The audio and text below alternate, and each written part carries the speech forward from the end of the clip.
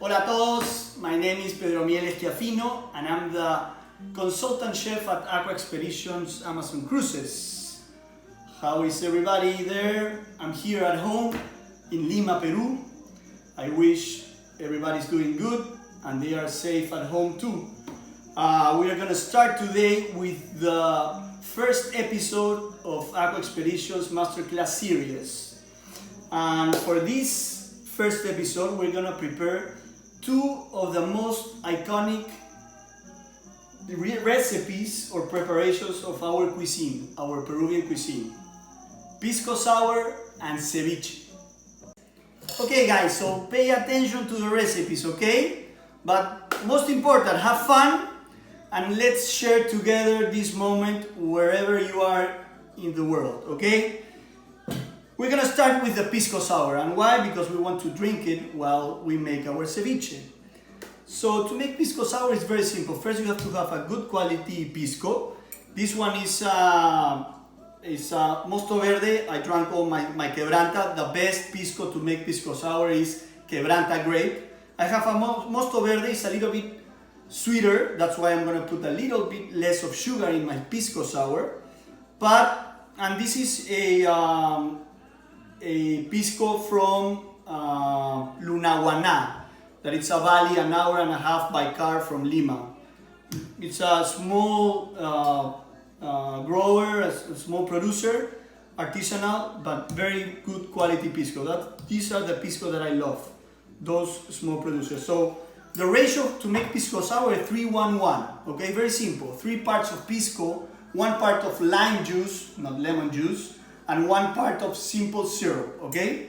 We're gonna start putting, I'm gonna make 2 glasses, okay? So I have 2 ounces of lime juice here in my shaker. Always, to make pisco sour, you have to use a shaker, not a blender. If you don't have a shaker, it's okay to use a blender, but try to do it in a shaker, okay?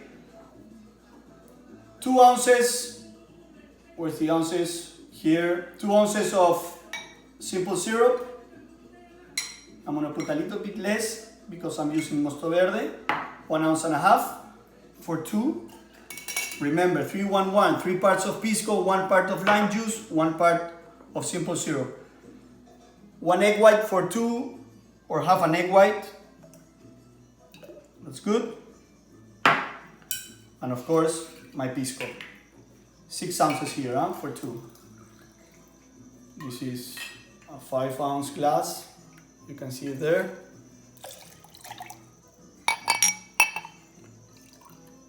And 1 ounce. 6 ounces. Here we go. Now, first we're gonna make a dry shake. Why we make a dry shake? Because we want to break the egg whites, start having foam and mixing the cocktail, okay? About 30 seconds of dry shaking, it's enough.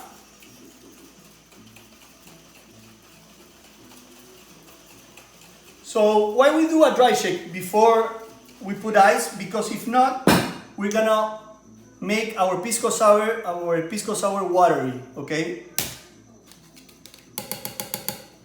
You can see a little bit of foam already forming. How many cubes? Around 8 cubes, okay?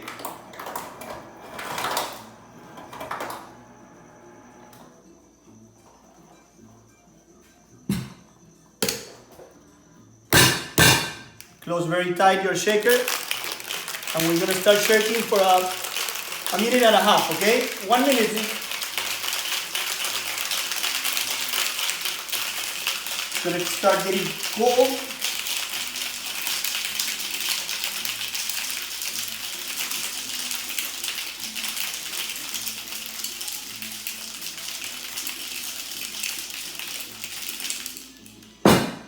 Yeah.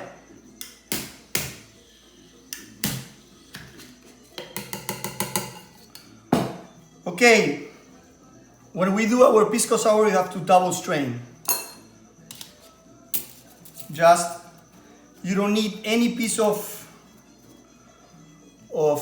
ice you don't want any piece of ice in your glass, okay?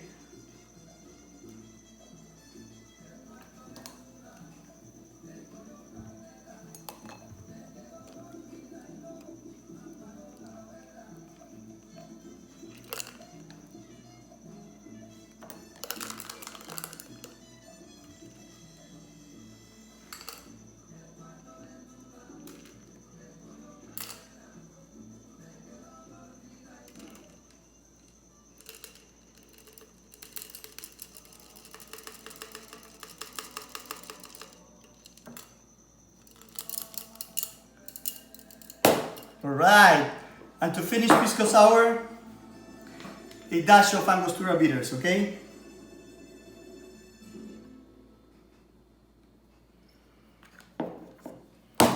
I'm gonna share this with my wife that is doing the video. Cheers.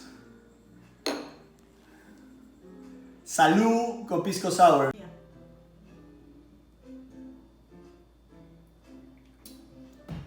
So good, but it's strong, huh?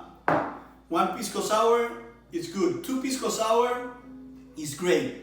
Three pisco sours, you're drunk. Okay, let's go with the ceviche. I'm gonna put this aside. My pisco sour here. I'm gonna bring my fish for the ceviche. So we are doing 2 portions of ceviche. I have between 400 and 500 grams of fish already clean.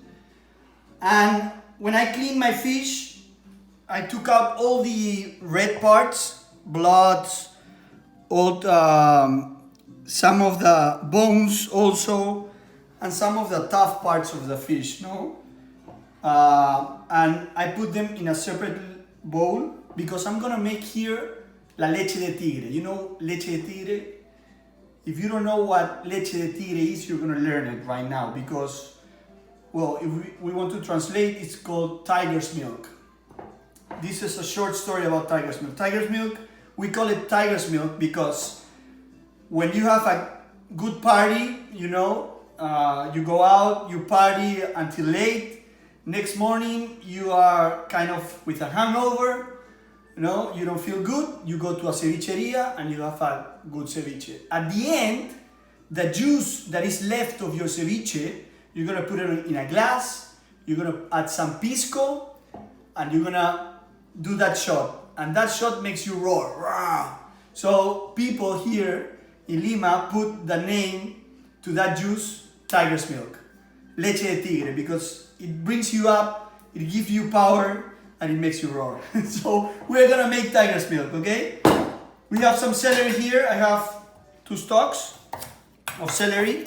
We're gonna chop them really fine. Follow me, follow the ingredients. Celery, 2 stalks. Okay? Put them with the fish scraps.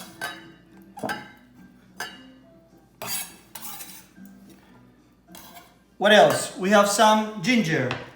Just crush it, put it inside. 2 or 3 garlic cloves. Okay, crush it. Same thing. Inside. What else? Some chili peppers. If you like spicy, you put a lot. If you don't like too much spicy, don't put too much. Onion, a little bit of onion.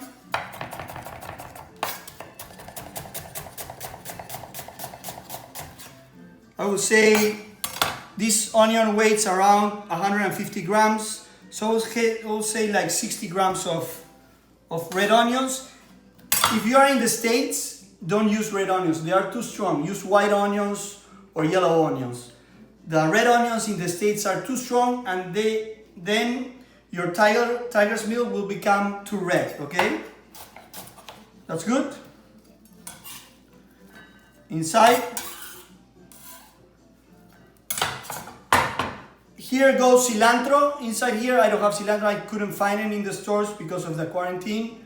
But if you have cilantro at home, 2 sprigs of cilantro, chop them roughly and put it inside, okay? We're gonna put some some salt. As you can see, there's a lot of salt in here because our lime is super sour, okay? I'm gonna tell you a little bit about the limes. Limes in Peru come from Ceuta, from Spain, between Spain and Morocco. These limes are already adapted into our region. They become unique, and you cannot find them anywhere else, okay? The way they grow in the north of Peru, north coast, it's incredible. So they are super sour, no sweetness, a lot of juice, seeds. If you go and see Mexican or Tahitian or Persian limes, they will not have seeds. This one, they have seeds, and the skin also is very thin, okay? Very thin skin. Similar limes that you find around the world, Thailand limes, Indonesian limes, they are very similar. What else? In Florida you have key limes, it's okay. And in Chile, pica limes are also a little bit similar. But these are unique. Don't use lemons, please, okay? So here we mix all the the aromatics that we put inside, the onions, the celery, the ginger, the garlic, with salt from Maras, from Cusco, amazing pink salt. Okay, everything in here, and the salt is gonna start getting out the juices and the flavors. We're gonna start building up flavors, and then we put the lime juice. When you make ceviche, try everything to be cold. Well, the fish at least have to be cold, and the lime juice, they have to be, you have to squeeze them just before doing the ceviche. The same for the pisco sour. Don't use lime that is squeezed the day before. If you're gonna have it, drink it at lunch or make ceviche at lunch, it's okay to squeeze it midday, in the morning, but try to use it as close as you prepare ceviche, okay? So I have almost a cup of lime juice. A lot of lime juice. We love our ceviche with a lot of juice, okay? So this is the process to make tiger's milk. Now, from here, everybody does a very similar process, okay? There's people that put here glutamate, MSG. There's people that put pepper. There's people that like to put some chili pepper puree. But this is the base, okay? Now, here you have to let it sit for 5 minutes. After that, you can or take it to a blender and blend it very quick, like pulsing, or you can strain it and squeeze it to take out all the flavors. I like to blend it, okay? I like to blend my tiger's milk because I break all the veg, I get more flavor out, and also my customers love the ceviche with a lot of flavor, okay? Now when you blend, one sip. When you blend, just pulse. If you over process, it will break too much the vegetables and the fish, and your tiger's milk is gonna be a little bit cloudy and more grainy, okay? That's enough. As you can see, one more. That's good. Now, from here, we're gonna use a strainer.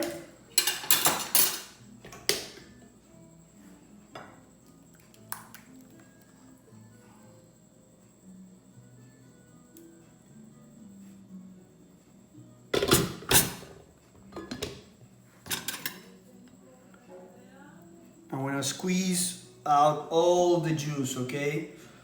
Start smelling like ceviche. Remember that I put like 2 spoons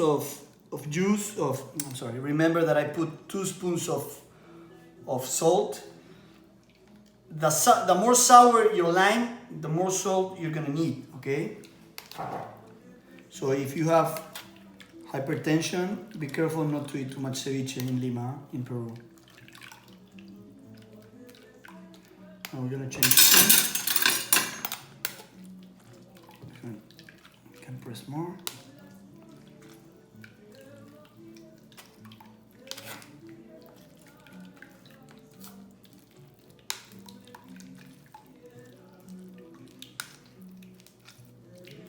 Okay, that's good.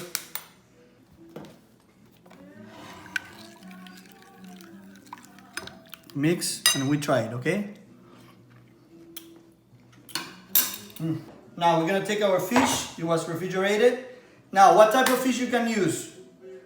First of all, you have to know that you're eating raw fish. So quality, it has to be grade A quality. The best quality sashimi, grade fish. And you have to clean it very well. If you don't know how to clean it, tell your purveyor, your fishmonger, to clean it very well for you. And if they have the time and it's people that care, tell them to cut it already and take it already cut at home. You can take the fish scraps also to make the tiger milk. But what kind of fish? Any kind of fish. Okay, I'm using sea bass. We call it corvina here in Peru. This was frozen because of quarantine. It's hard to find really good fresh fish right now, but frozen fish is good. Sometimes it's much better, depends on where you are. And you have to let it thaw and como se dice, frozen, no? You can let it thaw inside water. Change the water 3, 4, 5, 6 times until it's already defrost. And then you cut it like this size cubes. We like these cubes, big cubes. We don't like small cubes. And why? Because small cubes will cook with a lime juice faster. It will become kind of tough and the texture is not good. So we like big cuts, okay? First thing you're gonna do, you're gonna put some salt. I'm gonna bring another spoon. And you're gonna mix it. Okay, you can do this 30 minutes before you do your ceviche, no problem, because salt is gonna start acting in the fish, in the protein, and bringing out the juices, and you're gonna start building flavor. Then onions. Okay, it's important the cut of the onion. Okay. Now this is a good size of julienne. If you make it thinner, like this one, the onion is gonna cook faster. Here in Peru, our onions are very sweet. They're not pungent, they're sweet, and we love onions. Actually, we are a country that eat a lot of onion. This is the vegetable that is most cultivated. We cultivate tons of onions here in Peru, so we like ceviche, not so thin, the onions, not so thin, okay? Like this. Then we're gonna put it here on top, like this. Not too much, okay? That's good. I'm gonna leave the rest for later. Then we're gonna bring some chili pepper.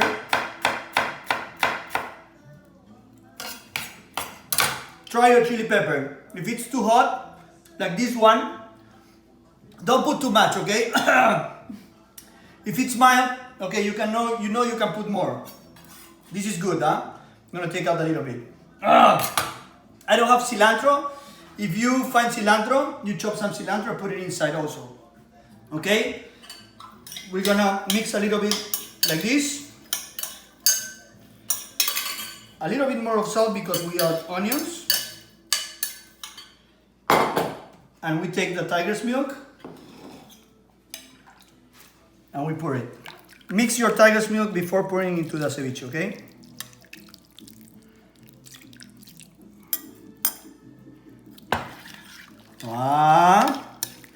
You can see how the fish start changing color.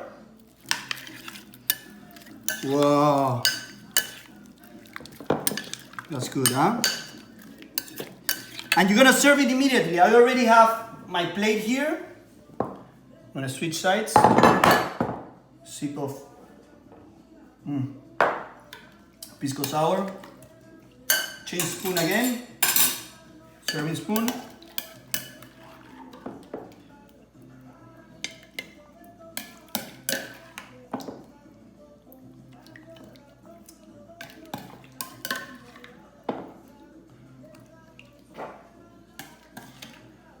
Wow, this is good, huh? All the juice inside.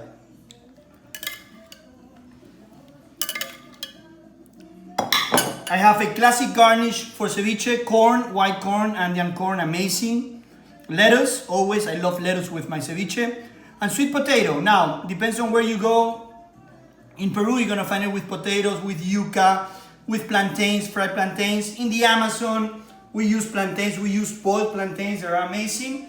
Now, some onions that we left behind to put it on top, like this. And if you have cilantro sprigs, you put it on top. Okay, guys? Enjoy, enjoy. Make this ceviche at home. I want you to make this at home and to share with us your experience. Every time you do it, please put your picture, your photo, and use this hashtag cooking with Aqua. All right? Any question you have, please don't hesitate to put it in there. We're gonna answer all your questions. Be safe, have fun.